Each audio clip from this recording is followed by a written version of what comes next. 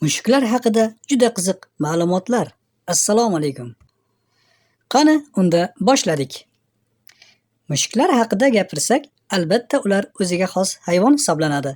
Mushuklarning harakati ko'pincha ularning kayfiyati, instinkti va atrof muhitga munosabatini bildiradi. Ularning asosiy harakatlari dumini ko'tarib yurishi, bu mushuklarning xursandligi va o'zini ishonchli his qilayotganligini dalolati bo'lib hisoblanadi.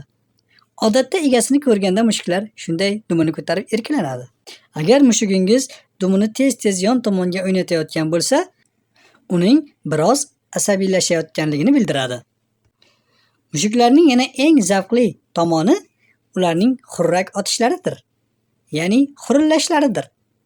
Mushuklarning xurillashi, ya'ni g'urillashi u o'zini tinch va baxtli his qilganda yoki ba'zida biror joyga og'riq sezganda o'sha og'riqqa chalg'imaslik uchun o'zini ovora qilish maqsadida g'urillashlari mumkin.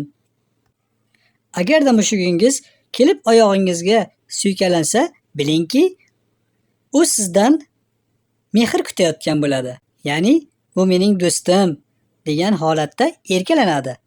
Bunday holatda yana uni tepib yubormang. Albatta uni erkalating va unga ovqatlar bering. Shunda u sizni ham yaxshi ko'radi, ham doimo sizga o'rganib qoladi. Mushuklar haqidagi ma'lumotlarni bilish uchun albatta bizning kanalimizga obuna bo'ling. Like hamda podpisatsiya tugmachalarini bosib qo'yishni unutmang.